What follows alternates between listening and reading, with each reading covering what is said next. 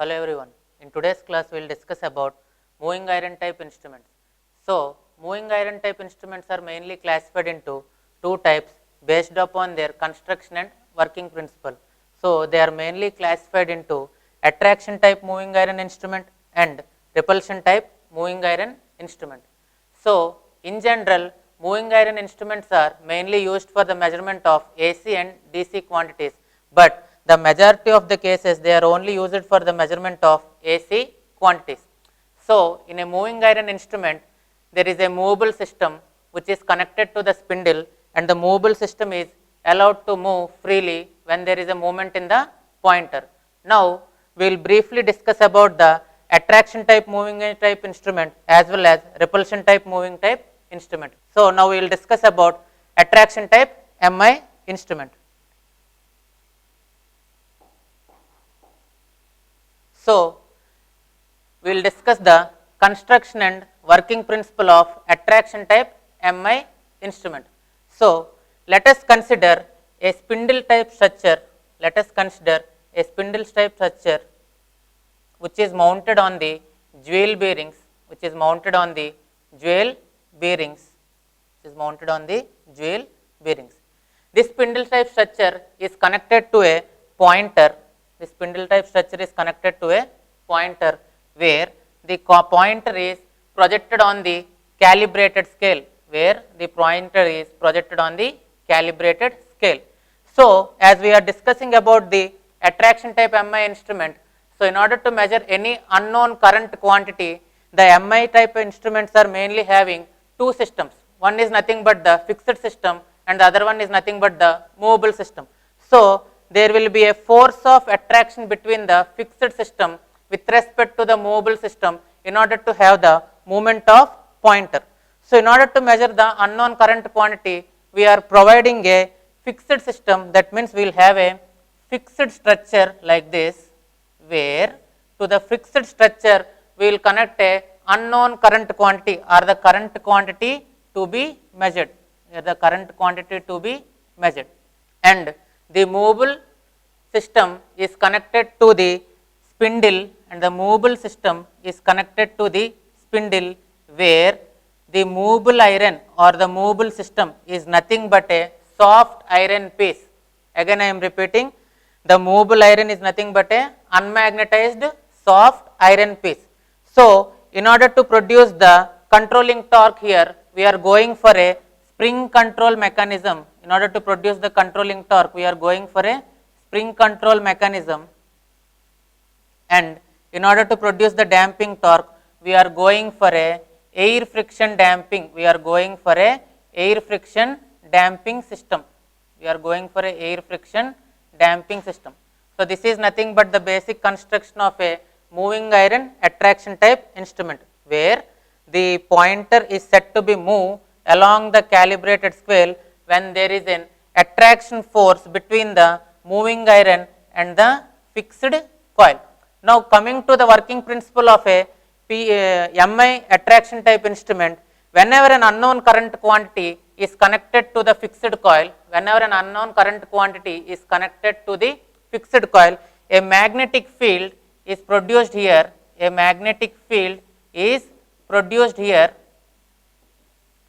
due to which there will be a force of attraction with respect to the moving iron, That means, whenever an unknown quantity is connected to this fixed coil, there will be a magnetic field generated here. So, with respect to this magnetic field, the iron piece or the moving iron which is connected to the spindle will try to attract towards the fixed coil, That means, whenever the moving coil is trying to move here, what happens? The spindle try to rotate. Whenever the moving coil try to rotate here, the spindle is trying to rotate here. That means, whenever the current quantity or unknown current quantity is more, the magnetic field produced here is more, right? So, when the magnetic field produced over here is right, the attraction force between the fixed coil along with the moving coil is more, such that the deflection of the pointer is more, right? when the unknown current quantity is less, what happens? The magnetic field generated over here is less, so that the force of attraction between the moving coil and fixed coil are said to be less. That means whenever there is a force of attraction between them, the pointer is trying to move from position A to position B. The pointer is trying to move from position A to position B by having a deflection of theta here, by having a deflection of theta here. That means whenever there is a force of attraction between the moving iron and the fixed iron, there is said to be a deflecting torque produced in this system. That means we are having a deflecting torque in this direction, we are having a deflecting torque in this direction. So, as we are going for a spring control mechanism, what we are having? We are having a controlling torque in the opposite direction of your deflecting torque, in the opposite direction of your deflecting torque. And in order to minimize the oscillations at its final value, we are going for a air friction damping. We are going for an air friction damping. So, this is nothing but the working of a simple attraction type MI instrument. So, in an MI instrument, what we are doing?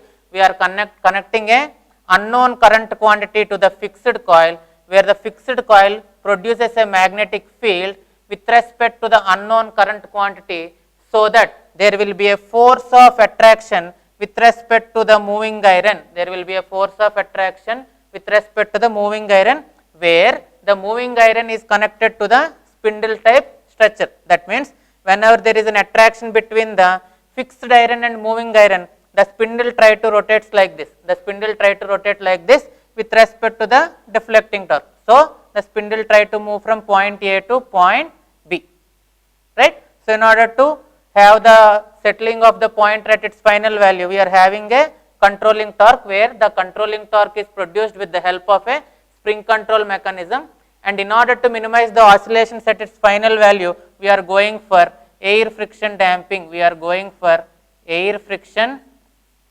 damping. We are going for air friction damping, right. So, this is all about the working principle of attraction type MI instrument. Now, we will discuss about working principle of repulsion type instrument. So, the working principle of MI repulsion type instrument, so the working principle of MI repulsion type instrument mainly depends on the principle of repulsion, mainly depends upon the principle of repulsion. That means there will be a repulsion force between the moving coil and the fixed coil. There will be a repulsion force between the moving coil and fixed coil. So, again we will consider a same mechanism, but in this case we will have the deflection of pointer with respect to the repulsion force. So, let us discuss briefly how there will be a repulsion between the fixed system and the moving system. So, let us consider a spindle where the spindle is connected to a pointer, and the pointer is projected on a calibrated scale,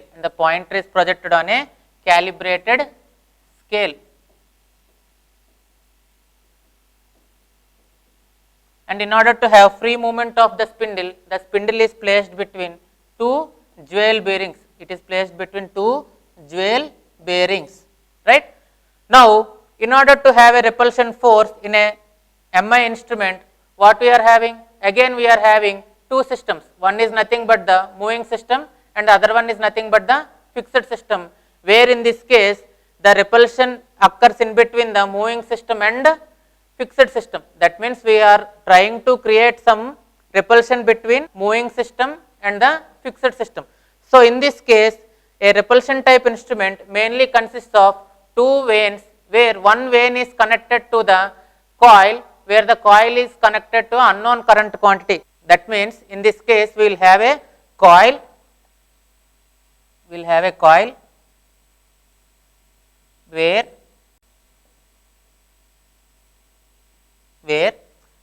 one of the vane is connected to the coil like this, where this is nothing but the fixed system, and the other vane is connected to the spindle, This is nothing but the moving system. That means It consists of two vanes, where one vane is connected to the coil, which is nothing but the fixed system, and other vane is connected to a movable system or spindle. Now, in this case, again, in order to create the controlling torque, we are having a spring control mechanism. In order to create the controlling torque, we are having a spring control mechanism, and the unknown current quantity is connected to this coil, and the unknown current quantity is connected to this coil like this, and unknown current quantity is connected to this coil. So, this is nothing but your unknown current quantity. Now, let us discuss about the working of this repulsion type instrument. So, let us see. Whenever an unknown current quantity is connected over here, whenever an unknown current quantity is connected over here, it produces a magnetic field on the fixed system. It produces a magnetic field on the fixed system. A magnetic field is produced on the fixed system. So, what happens? This magnetic field is experiencing, this fixed system is experiencing some magnetic field. So, this fixed system will try to induce some field onto the moving system. This fixed system will try to induce some field onto the moving system in same polarity, right? That means this fixed system is trying to induce some field onto this moving system in the same polarity, such that same poles are been induced on both the fixed system as well as the moving system. That means both the fixed system and the moving system will have same polarities, that is north south and north south. So, according to the principle of magnetism, two like poles always repel each other. That means if the intensity of the current over here is more, the magnetic field produced on the fixed system is more. If the magnetic field produced on the fixed system is more, the induced field onto the moving system is more. So, we will have force of repulsion between your fixed system and moving system. So, whenever there is a force of repulsion between the fixed system and moving system, we will have the moment in the pointer, as the moving system is directly connected to the spindle. That means, whenever the moving system is moving with respect to the, whenever the moving system is repelled with respect to the fixed system, then we will have the deflection in the pointer theta. We will have the deflection in the pointer, that is theta, right? And in order to have your controlling torque, again in this case also we are going for a spring control mechanism. We are going for a spring control mechanism. That means the conclusion is nothing but, in attraction type instruments, there is a force of attraction, between the there is a force of attraction, there is a force in attraction type instruments, there is a force of attraction between the moving system and fixed system. In the similar way, in repulsion type, we have force of repulsion, between the moving system and fixed system. So, this is nothing but the classification of MI instruments based upon their working principle. So, they are mainly classified into two types: attraction type instruments, where there is a force of attraction between the moving system and the fixed system, and the other second type of instrument is nothing but repulsion type instrument, where there is a force of repulsion between the moving system and the fixed system. Now, we are going to discuss about the torque equation of a moving iron instrument. Now, we are going to discuss about the torque equation of a moving iron instrument. So, in general, the torque equation of a moving iron instruments are mainly dependent on their energy quantities. In general, the torque equation of a moving iron instruments are mainly depending upon their energy quantities. So, let us take I is the initial current,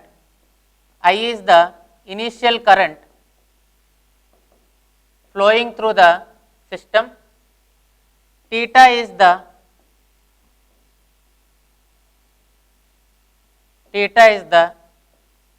deflection in the pointer,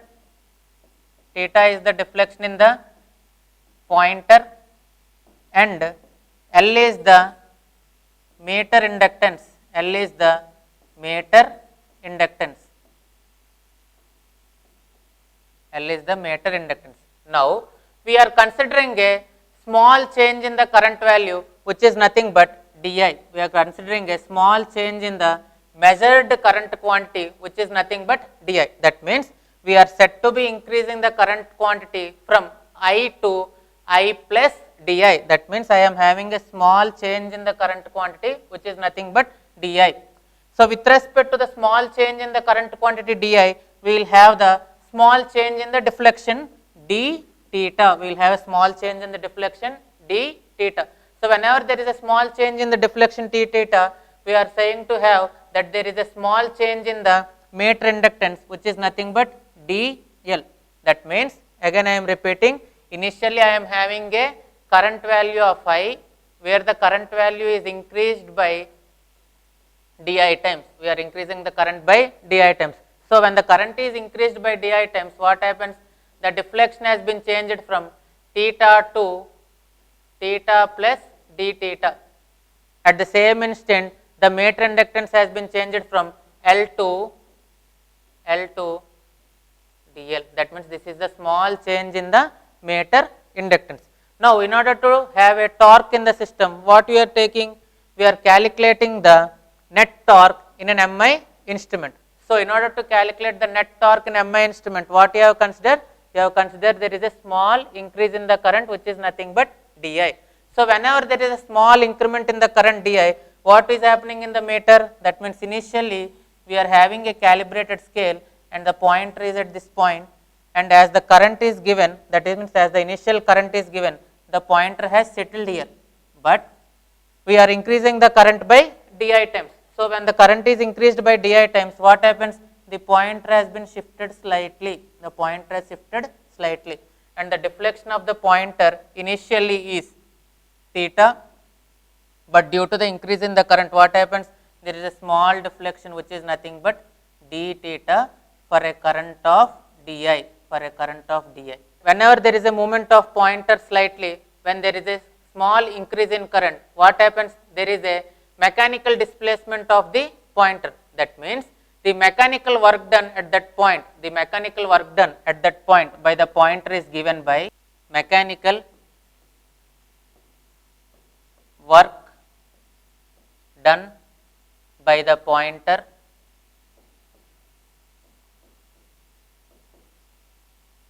is given by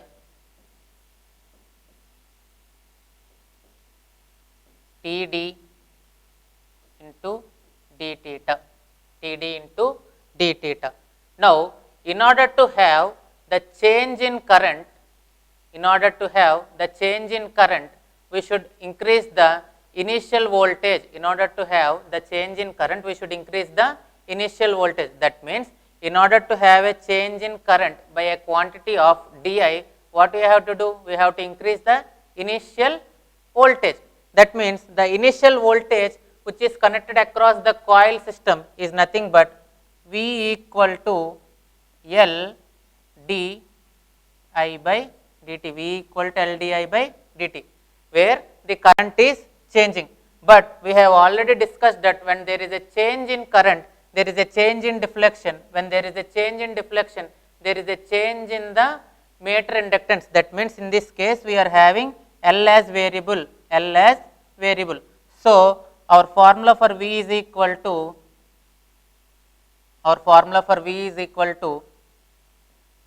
d by dt of L I, d by dt of L I, where L is a variable quantity as well as your current is a variable quantity.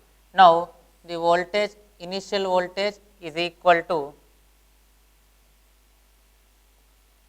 L di by dt plus I into dl by dt. That means, I have applied differentiation of UV rule, where differentiation of UV is equal to,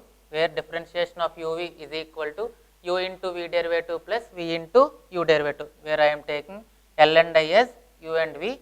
So, it is nothing but V equal to L into di by dt plus I into dl by dt.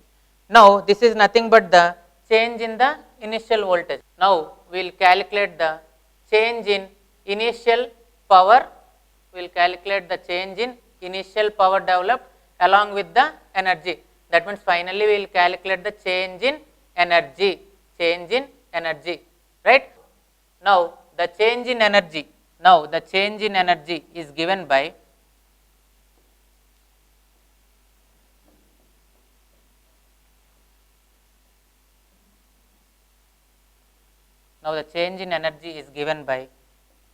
V into I dt, where we know the value of V already. What is the value of V here? L into di by dt plus I into dl by dt into current into time. That means we are multiplying this entire quantity into I dt. Now what you will get here? Total energy developed is equal to Li di plus I square dl, right. We are multiplying it with I dt, so we will get Li di plus I square dl. So this is nothing but the change in input energy. Now whenever there is a change in input energy, we are having a change in the stored energy. So what is the change in the stored energy? We are having initial energy is nothing but of Li square.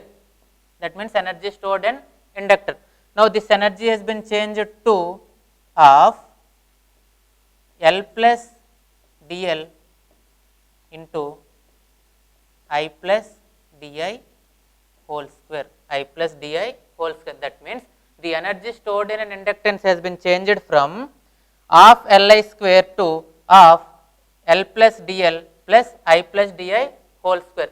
Now we will calculate the change in energy, we will calculate the change in stored energy. So what will be your change in stored energy? It is nothing but the difference from the final energy to initial energy. So we will calculate the difference between your final energy stored with respect to the initial energy stored. So we are calculating the difference here in order to calculate the change in energy. So let us see here, what will be the change in energy stored here? So the change in energy stored is equal to of L plus dl. It is in the form of a plus b whole square. So it will be a square plus 2I di plus di square, right, minus what is your initial energy? Your initial energy is nothing but of Li square. So this is nothing but the initial energy of Li square. So when you are simplifying it, what you are getting? You are getting half of Li square plus half Li square plus L I di, 2 gets cancelled, plus of L d I square, of L d I square plus half dl I square plus half into dl into 2 times I di. So it will be dl I di or I di dl plus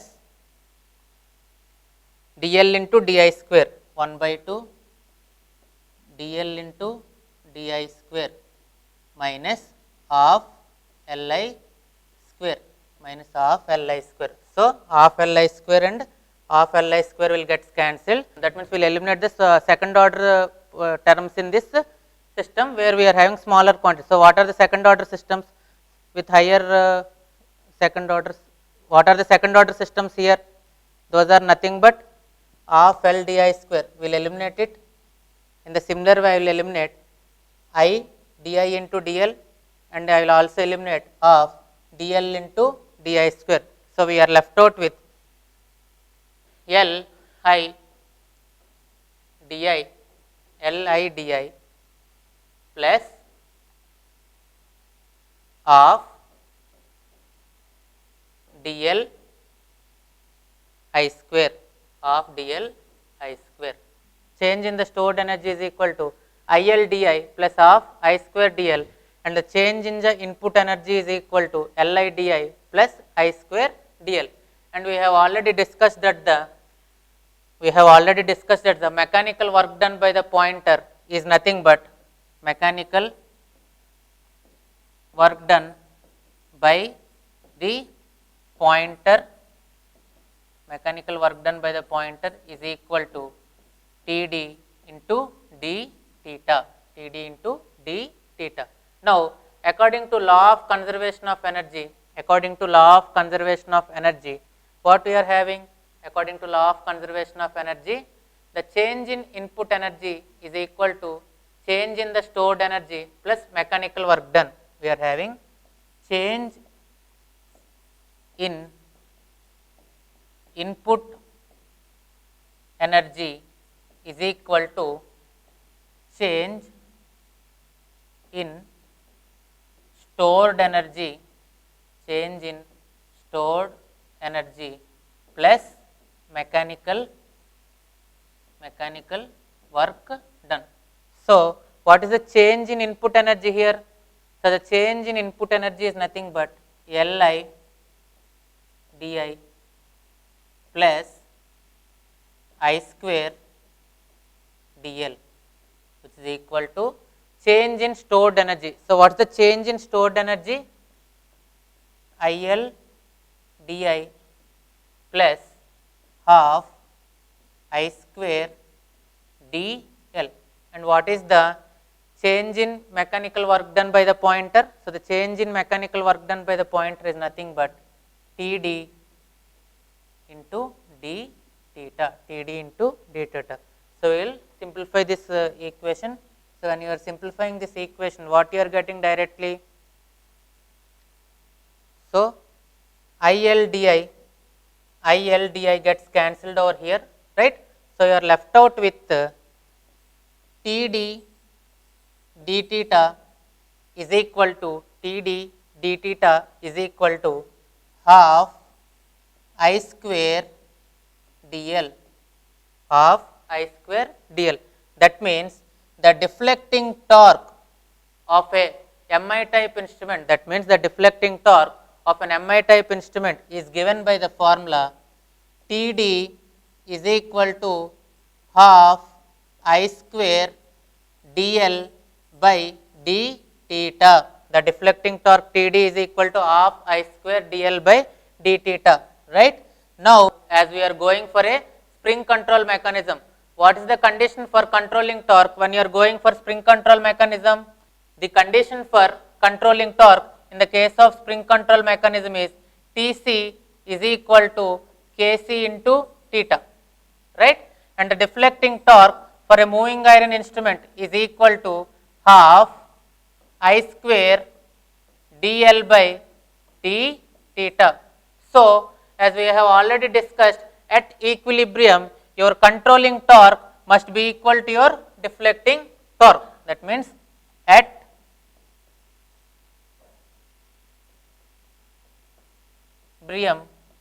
equilibrium, Tc must be equal to Td.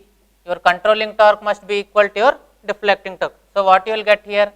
Half I square dl by d theta is equal to Kc theta is equal to Kc into theta. So, the net deflection theta the net deflection theta is equal to half I square by Kc dl by d theta of I square by Kc dl by theta. That means your net deflection theta is proportional to, the net deflection theta is proportional to square of the current. The net deflection is proportional to square of the current. Since the deflection theta is proportional to square of the current, the scaling of an MI instrument, the scaling of an MI instrument is said to be non-uniform, is said to be non-uniform, is said to be non-uniform. So this is nothing but the final conclusion, where the deflecting torque of an MI instrument is equal to half I square dl by d theta, and the controlling torque which is caused due to the help of a spring control mechanism is equal to Tc is equal to Kc into theta. So at equilibrium what we are doing? We are having controlling torque is equal to your deflecting torque. So we are equating our controlling torque and deflecting torque. So what you are getting? Half I square dl by d theta is equal to Kc into theta. So when you are getting the expression for theta, your theta is proportional to square of the current. Hence the scaling of a MI type instrument is said to be non-uniform. Hence the scaling of an MI instrument is said to be non-uniform. So some of the advantages of MI type instruments are, they are used for measurement of both AC and DC quantities, but in many cases we use MI instrument mainly for the measurement of only AC quantities. We use MI instrument only for the measurement of AC quantities. And the second advantage is, since the torque by weight ratio of an MI instrument is high, the friction error is very less. As the torque by weight ratio is very high, the friction error is very less, and it is very cheaper when compared to the other instruments. They can withstand during overload conditions. That means MI instruments can withstand high voltages and high currents during measurement, and MI instruments have very high accuracy when compared to other instruments. And some of the disadvantages of MI type instruments are nothing but the scaling of MI instrument are not uniform. Why the scaling of MI instrument is not uniform? The reason is the net deflection in the pointer theta is proportional to square of the current. That means since the deflection of the pointer is proportional to square of the current, the scaling is said to be non-uniform, and the power consumption in the case of MI instrument is very, very high, and the hysteresis error and stray magnetic errors are more in case of MI instrument. So these are the some of the advantages and disadvantages of MI type instrument. Now the summary of this session is, moving iron instruments can be used for both AC and DC measurements, but they are mainly constrained only for the measurement of AC quantities. Depending upon the type of construction and working principle, moving iron instruments are classified into two types. What are the two types? Attraction type instrument and repulsion type instrument. That means in attraction type instrument, there is a force of attraction between the moving system and the fixed system. There is a force of attraction between the moving system and the fixed system. Whereas in the case of a repulsion type instrument, you are having force of repulsion between the fixed system and the moving system. And the deflecting torque of an MI instrument is given by the formula Td is equal to half I square dl by d theta. Td is equal to half I square dl by d theta. As we are going for a spring control mechanism, your controlling torque Tc is equal to Kc into theta, right? So at equilibrium, Tc should be equal to Td. Your controlling torque should be equal to deflecting torque. So the net deflection of the pointer theta is equal to 1 by 2 I square by Kc dl by d theta. So this is nothing but the conclusion of your MI type instruments.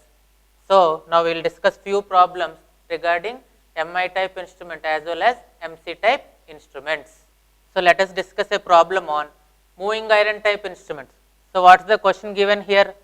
The inductance of a moving iron type instrument, the inductance of a moving iron type instrument is given by L equal to 12 plus 6 theta minus theta square microhenry. L is equal to 12 plus 6 theta minus theta square in microhenry, where theta is the deflection in radians, theta is the deflection in radians from 0 position. The spring constant is 12 into 10 to the power of minus 6 Newton meter per radians. Spring constant is 12 into 10 to the power of minus 6 Newton meter per radians, and is asking you to calculate the deflection, and is asking you to calculate the deflection for a current of 5 amps. He is asking you to calculate a deflection for a current of 5 amps. That means he is asking you to calculate the value of theta. He is asking you to calculate the value of theta. Now let us calculate the deflection theta with respect to the given question. So what is the given question? He is asking you to calculate the deflection theta. So in order to calculate deflection theta, what is the formula for theta? Theta is equal to half I square by Kc dl by d theta. So this is the formula for deflection theta, as we already know. Now in order to calculate deflection theta, you should substitute all these parameters, where I square is nothing but the current, which is given already here. Kc is nothing but the spring constant, which is also given, and dl by d theta is nothing but the net change in the deflection with respect to the change in the meter inductance. So here in this case, he has given you the value of L. He has given you the value of L, where L is equal to 12 plus 6 theta minus theta square. The what you require here, you require dl by d theta. That means we will differentiate L with respect to theta here. That means we will calculate dl by d theta. So what is the value of dl by d theta? Is nothing but 6 minus 2 theta. 6 minus 2 theta. Now we will substitute this entire given values in the formula, where theta is equal to half I square value. What is the value of I square here? I square is nothing but 5. So 5 whole square divided by, what is the value of Kc? 12 into 10 to the power of minus 6 into dl by d theta. What is the value of dl by d theta? dl by d theta is nothing but 6 minus 2 theta. That means you will calculate the value of theta from this expression. So theta is equal to 25 by 5 square value is 25 by 24 into 10 to the power of minus 6 into 6 minus 2 theta. So when you solve this expression, you will get the value of theta in radians. You will get the value of theta in radians, since the meter constant is given in radians. Since the meter constant is given in radians, so you will get the value in radians. So when you solve this, you will get theta is equal to 2.5 radians approximately. 2.5 radians approximately. So in order to calculate this into degrees, what you will do? You will multiply it with, in order to calculate it, in order to convert it into degrees, you will multiply it into 180 by pi, right? So 2.5 into 180 by pi will give you a value approximately equal to 144.7 degrees, right? That means after solving this expression, you will get the value of theta in radians. That means if the question in the examination, you can represent the answer either in radians. If you want to convert the deflection theta into degrees, you should multiply this radians into pi by 180 to convert it into degrees. So when you convert this into degrees, you should multiply it with 180 degrees by pi. So obviously you will get a value approximately equal to 144.7 degrees, which is the value of theta. That means the net deflection in the pointer is equal to 144.7 degrees. Now we will discuss one more problem on MC type instruments. So see, a PMMC instrument has a coil of dimensions 15 mm into 12 mm, where the flux density in the air is nothing but 1.8 into 10 to the power of minus 3 Weber per meter square, and the spring constant is nothing but 0.14 into 10 to the power of minus 6. Determine the number of turns. He is asking you to calculate the number of turns.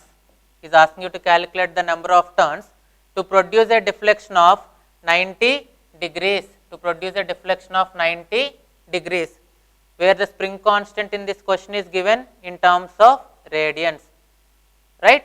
So theta is equal to 90 degrees here. Theta is equal to 90 degrees here, but the spring constant Kc is equal to 0.14 into 10 to the power of minus 6 Newton meter per radians. He is given the value of spring constant in radians. So we will convert our deflection theta into radians, which is equal to pi by 2 radians, which is equal to pi by 2 radians. Now in a PMMC instrument, he has given the rest of the values and is asking you to calculate the number of turns n. So what is the formula for deflecting torque in the case of a PMMC type meter? So TD equal to B I N A, and what is the formula for your controlling torque? Your controlling torque Tc is equal to Kc into theta. So at equilibrium, we are having a condition that deflecting torque should be equal to your controlling torque. Deflecting torque should be equal to your controlling torque. So what is the conclusion here? B I N A is equal to Kc into theta, right? So he is asking you to calculate your number of turns. So what is the formula for your number of turns from this equation? Number of turns n is equal to Kc into theta by B I A, right? Now we will substitute the values in order to get the number of turns. So what is the value of Kc? Kc is nothing but 0.14 into 10 to the power of minus 6 Newton meter into pi by 2, which is nothing but the deflection, divided by BIA. What is B? Flux density in the air gap. So flux density in the air gap is nothing but 1.8 into 10 to the power of minus 3 Weber per meter square into your current value is nothing but 5 milliamps, 5 into 10 to the power of minus 3 into area. So what is the area here? 15 mm into 12 mm, but your air gap flux density is nothing but Weber per meter square. It is given in Weber per meter square. So convert your area into meter square. So it will be equal to 15 into 12 into 10 to the power of minus 6, which is equal to number of turns n. So when you solve this expression, you will get the net number of turns or the total number of turns is equal to approximately 136 turns. 136 turns, right? So this is nothing but the number of turns required for a PMMC type instrument in order to calculate a current of 5 milliamp at an air gap flux density of 1.8 into 10 to the power of minus 3 milliamp with a spring constant of 0.4 into 10 to the power of minus 6, right?